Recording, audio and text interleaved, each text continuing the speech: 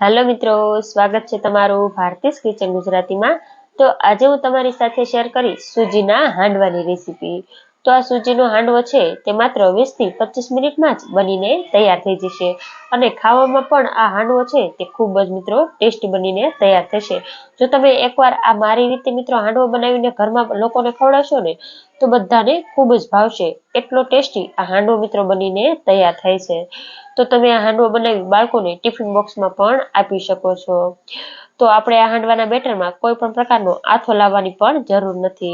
मात्र तमे 10 થી 15 मिनिट तमे बेटरने पलाळशो एटले तमारो हांडवो छे ते बनाववा माटे बेटर रेडी थई जशे। जो तमने मारी आजनी आ रेसिपी पसंद आवे तो विडियोने लाइक करजो अने वधारेमां वधारे शेर करजो अने जो चेनल पर नवा होय तो चेनलने सब्सक्राइब करी लेजो। तो चालो रेसिपी शरू करीए। तो सौप्रथम आपणे सूजीनो हांडवो बनाववा माटे અહીં આપણે 1 કપ સૂજી લેવાની છે। તો અહીં આપણે તમે આ રીતના જો પેકેટ ઉપર મિત્રો સૂજી લખેલું હોય ને આપણે એ પેકેટ લેવાનું છે। તેમાં રવો લખેલો હોય ને આપણે એ પેકેટનો તો બિલકુલ ઉપયોગ નથી કરવાનો, કેમ કે તેમાં એકદમ ઝીણા દાણા હોય છે, જેથી આપણો હાંડવો છે તે ખાવામાં ચીકણો બનશે। એટલે આવી મોટા દાણાવાળી સૂજીનો જ અહીં તમારે ઉપયોગ કરવાનો છે। તો હવે આપણે સૂજીમાં મીડિયમ ખાટી હોય તેવી 1 કપ જેટલી આપણે અહીં છાશ એડ કરીશું। જો તમારે અહીં દહીંનો ઉપયોગ કરવો હોય મિત્રો તો તમે છાશની જગ્યાએ દહીંનો પણ ઉપયોગ કરી શકો છો।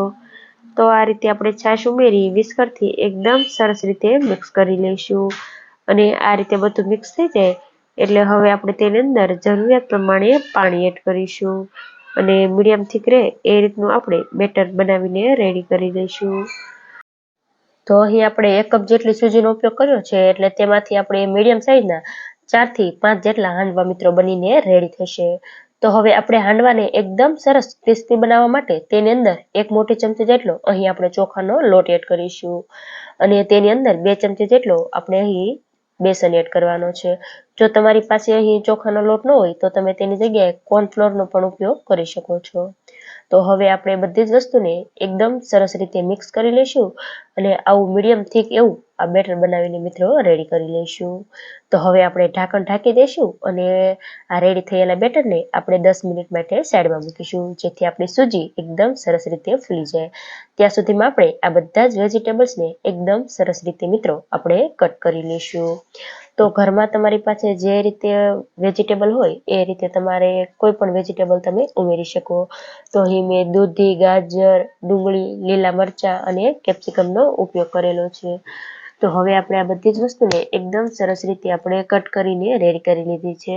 તો હવે આપણે દૂધી એડ કરી દઈશું, તેની સાથે ગાજર, કેપ્સિકમ, લીલા મરચાં, કાંદા આ બધી જ વસ્તુ આપણે તેની અંદર એડ કરી દેવાની છે। તો આ બધી જ વસ્તુનું માપ તમે તમારી પસંદ પ્રમાણે વધારે કે ઓછું કરી શકો છો।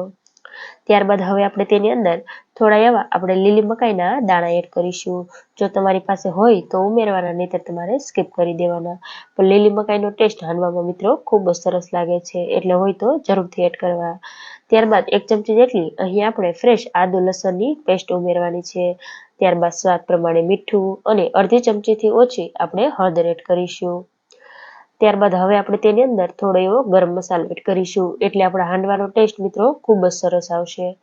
હવે આપણે આ બધી જ વસ્તુને એકદમ સરસ રીતે મિક્સ કરી લઈશું। તો આપણું આ બેટર છે તે અત્યારે આ રીતે થોડું થીક છે, પણ આપણે તેની અંદર દૂધી અને બધા વેજીસ ઉમેર્યા છે અને મીઠું ઉમેર્યું છે, એટલે બધા જ વેજીસમાંથી થોડું થોડું એવું પાણી નીકળશે અને બેટર છે તે થોડું એવું ઢીલું પડશે મિત્રો। તો આ રીતે બધું મિક્સ થઈ જાય એટલે આપણે વળી પાછું ઢાંકણ ઢાંકી દઈશું અને 5 થી 7 મિનિટ માટે આપણે સાઈડમાં મૂકીશું। 5 મિનિટ જેટલો સમય થઈ જાય એટલે હવે આપણે ખોલી લઈશું અને તમે અહીં જોઈ શકો આપણા બેટર છે આ રીતે એકદમ સરસ એવું બનીને રેડી થઈ ગયું છે। તો હવે આપણે તેની અંદર 1 પેકેટ આપણે રેગ્યુલર ફ્લેવરનો ઈનો એડ કરીશું। ત્યારબાદ ઈનોને એક્ટિવેટ કરવા માટે આપણે તેની ઉપર થોડું એવું પાણી ઉમેરી બરાબર રીતે આપણે આ રીતે એક જ ડાયરેક્શનમાં ફેટી લઈશું। તમે અહીં ઈનોની જગ્યાએ સોડાનો પણ ઉપયોગ કરી શકો। તો હવે આપણે ગેસ ઉપર એક પેન ગરમ કરવા માટે રાખી દઈશું. તેની અંદર આપણે 2 મોટી ચમચી જેટલું તેલ, અડધી ચમચી જેટલી અહીં આપણે રાઈ ઉમેરી, રાઈ ફૂટી જાય ત્યારબાદ થોડું એવું જીરું એડ કરીશું. ત્યારબાદ અહીં આપણે 1 ચમચી જેટલા સફેદ તલ એડ કરવાના છે. તો સફેદ તલનો ટેસ્ટ હાંડવામાં મિત્રો ખૂબ જ સરસ લાગે છે, એટલે જરૂરથી એડ કરવાના. ત્યારબાદ 6 થી 7 નંગ જેટલા આપણે મીઠા લીમડાના પાન એડ કરીશું અને 1 ચમચો ભરી આપણે આ રીતે હાંડવાનું બેટર ઉમેરી દઈશું મિત્રો. અને આ રીતે આપણે સરખું રીતે ફેલાવી લઈશું. તો અહીં તમારે જે સાઈઝના નાના મોટા હાંડવા બનાવવા હોય એ રીતે તમે બેટરને ફેલાવી શકો છો. તો આ રીતે આપણે હાંડવાનું બેટર આ રીતે આપણે પાથરી દઈએ. ત્યારબાદ હવે આપણે ઢાંકણ ઢાંકી દઈશું અને મીડિયમ ટુ સ્લો સાઈડ ગેસની ફ્લેમ રાખી આપણે હાંડવાને આ બાજુની સાઈડમાં 4 મિનિટ માટે કૂક કરી લઈશું. તો અહીં આપણે હાંડવાને એકદમ સ્લો સાઈડની ગેસની ફ્લેમ ઉપર જ કૂક કરવાનો છે, જેથી અંદર સુધી એકદમ સરસ એવો કૂક થઈ જશે. તો 4 મિનિટ જેટલો સમય થઈ જાય એટલે ઢાંકણ ખોલી લઈશું અને આ રીતે આપણે થોડા એવા તેલના ટીપા ઉમેરી દઈશું અને હવે આપણે હાંડવાની સાઈડને આપણે ચેન્જ કરી દઈશું. તો તમે આ બાજુની સાઈડમાં જોઈ શકો છો આપણો હાંડવો છે તે એકદમ સરસ એવો ક્રિસ્પી થઈ આ બાજુની સાઈડમાં કૂક થઈ ગયો છે. તો હવે આપણે વળી પાછું ઢાંકણ ઢાંકી દઈશું અને મીડિયમ ટુ સ્લો સાઈડ ગેસની ફ્લેમ રાખી આપણે વળી પાછું 4 થી 5 મિનિટ માટે હાંડવાને કૂક કરી લઈશું. તો 4 થી 5 મિનિટ જેટલો સમય થઈ જાય એટલે આપણે ઢાંકણ ખોલી લઈશું અને તમે અહીં જોઈ શકો આપણો હાંડવો છે તે બંને બાજુથી એકદમ સરસ એવો ક્રિસ્પી થઈ આપણો હાંડવો બનીને મિત્રો રેડી થઈ ગયો છે.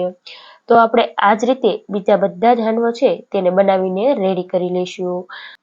તો અહીં મેં આ ગરમા ગરમ હાંડવોને ચા સાથે સર્વ કર્યો છે, પણ તમે આ હાંડવાને ગ્રીન ચટણી કે ટમેટો કેચઅપ સાથે પણ સર્વ કરી શકો છો.